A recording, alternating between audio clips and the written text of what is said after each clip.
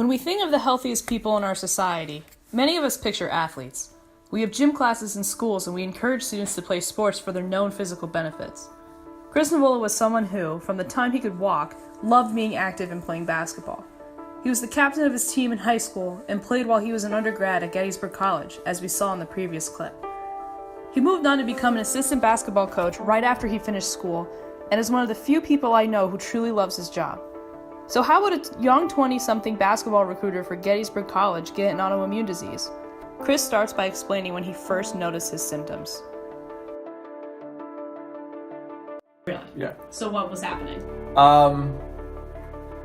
Like I said before, I literally couldn't eat anything, and I would sip water like I was afraid of it. I remember I finally went to the hospital when I was going to the bathroom, and I started getting nauseous too, and throw up at the same time. So I was like, all right, I've known something's off, I know something's kind of wrong, but this has never happened to me before in my life, so I drove myself to the hospital. At this point in Chris's life, he was 26 years old and trying to start his career. He had always been active and healthy, but now he found himself lying in a hospital bed, and he didn't know why. All he knew was that eating anything, or even drinking water, was getting harder and harder. His parents drove from New Jersey to see him, and he describes their reaction. And it was scary because I went through 3 IV bags and didn't have to go to the bathroom. That's how dehydrated I was. So when they walked in and I saw their faces and they saw my situation, how I looked, it was emotional for everybody, I think. But they didn't diagnose me until later on that morning. I think they were just so concerned because I lost 25 pounds in a week. So, and the last time they had seen me, and this is early October, so the last time they had seen me was probably over the summer. Maybe a couple months, maybe a month at the earliest.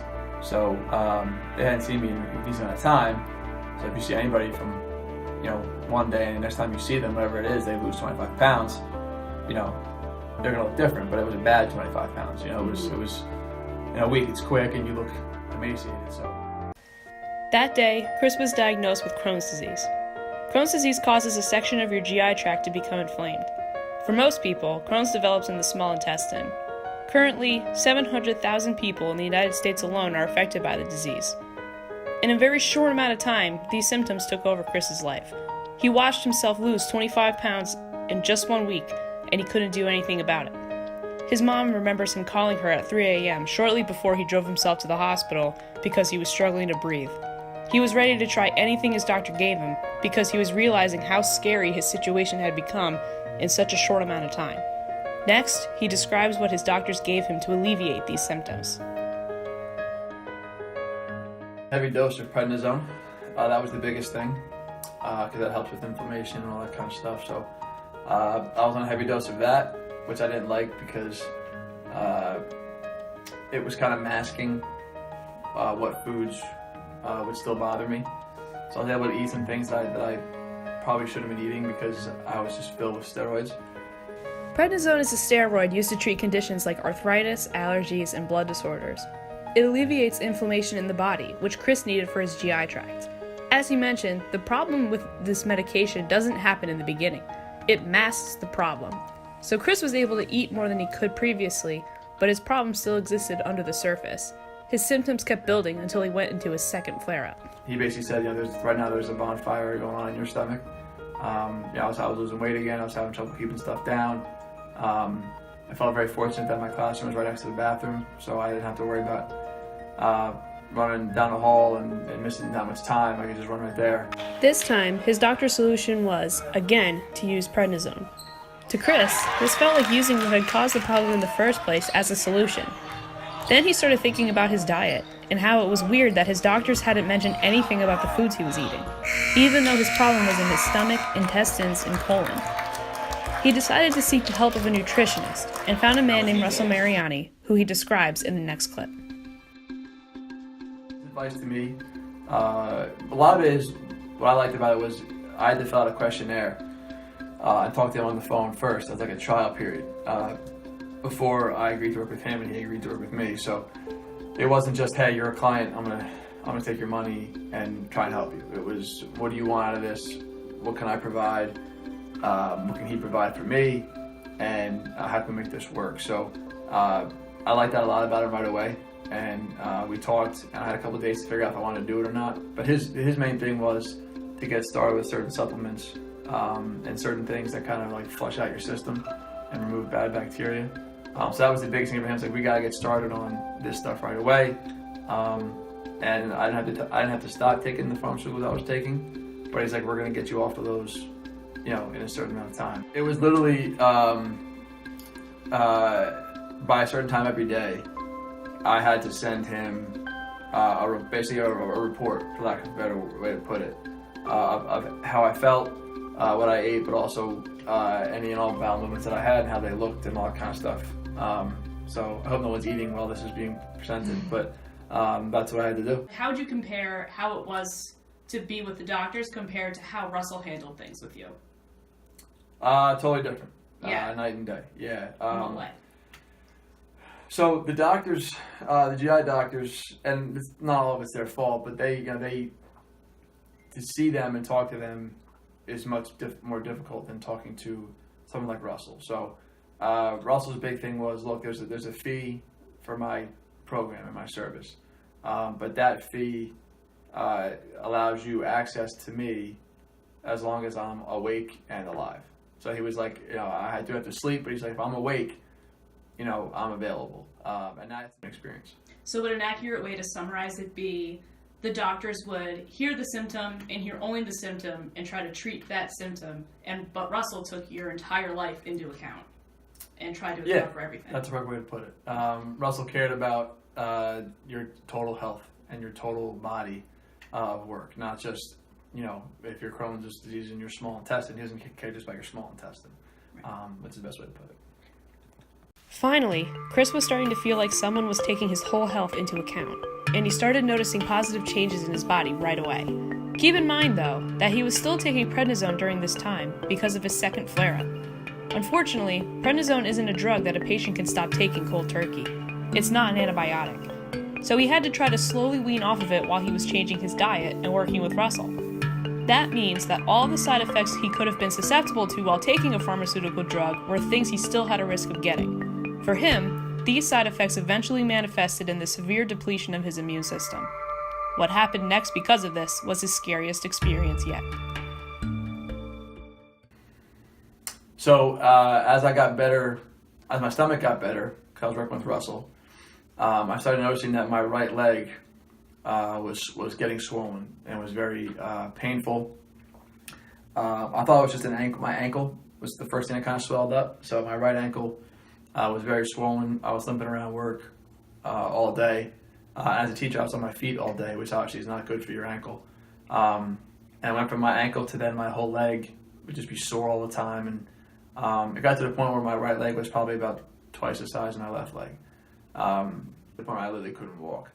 And it hurt. It just hurt so bad, in those spots specifically where I had the black marks. So that's when we knew. We went to the hospital right away, and they thought it was cellulitis. Basically, his immune system was so torn down that he became susceptible to getting an infection in his leg, which only got worse and worse. Since he had to take prednisone every day for over 7 months, his body was starting to turn against itself until he started noticing 3 large black spots developing on his leg.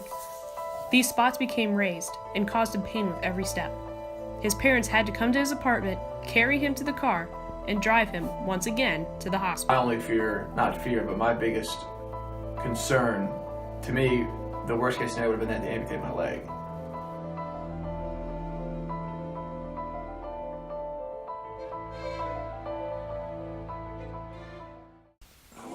Chris's surgery was a success. He still has scarring from the incident, but considering that he thought he might have his leg amputated, he was pretty happy with the results. The doctors cleaned out the infection and put him on prednisone for the last time, just to get the rest of the infection out of his body. Russell was involved every step of the way and helped him create a timeline where he could wean off the prednisone for good. I asked Chris to look back on his experience and give us a reflection, and here's what he had to say. Your doctors mention anything, so not Russell though, GI doctors, did they ever mention anything about changing your diet? No. No. No. Never. That's interesting. Last thing. So, if you heard that another young person like you was diagnosed with Crohn's, what would your advice be to that person and their family? It's a good question. I would say to try and get with someone like Russell, or Russell himself, as soon as possible. I think the longer you kind of go down the typical road, and I'm not saying that it's easy to know not to do this, because we did it, but I think the longer you kind of go down that road of GI doctors and pharmaceutical meds, and they can only prescribe two things: surgery or pharmaceutical meds. So they can't provide you anything else. So if the pills they give you don't work, they're going to take out part of your small intestine, part of your colon, whatever, or remove it. That would just be tough. College, same thing. Living a college lifestyle would be almost impossible. But how bad is the kid, and what do they want to do, and what do they want their life to be like? Regardless, I would say that you have to try and avoid that medical route as long as quickly as possible. Get off that and go with someone like Russell. All right, great. So there's a lot that we can learn from Chris's story. I'm actually Chris's sister, and I was about midway through college when a lot of this story was happening. And it was really devastating for my whole family. I remember hanging out with my friends and realizing that I didn't have to worry about the handful of chips I was eating on the table or the beer that I had with my roommates. It didn't matter. I wasn't going to be really affected by it. Meanwhile, if Chris had come out of the hospital and had any one of those things, it would have sent him right back. And it was just an overwhelming sense of not understanding why this was happening to him and feeling like he didn't deserve having to be in the hospital this much at just being in his late 20s. My point for this video, though, isn't to say that doctors are bad or that medicine is bad. It's really just that I've been learning more and more that we need a little bit of a culture change with how we view our doctors. A lot of people think, we get sick, we go to our doctor, we get prescribed a pill, and then we get better. And for a lot of situations, this works. But what about when you have a chronic disease like Crohn's or irritable bowel syndrome, and you're going the medical route, and then you're suffering from all these side effects, like Chris was? My point is, there are different ways to go about solving the same kind of problem. Every body is a little bit different, so you might need something different than your brother would, or your sister would, or your friend. By the time that Chris was seeing his nutritionist, by the time everything with his leg happened, his stomach was fine. So I think that's a great example of the nutritional route really worked for him. So thank God he had the resources to be able to find that. If you're interested in anything that I've been saying during this video, if anything spoke to you, I'm going to include my resources that I used at the end of this video. One of them is the Crohn's and Colitis Foundation website, where you can find events like conferences or support groups if those interest you. I'm also going to include the contact information for my brother's nutritionist, Russell Mariani. He was really a huge part of something that really helped us through this whole process. So if that helps anybody, that would make me and my whole family really happy.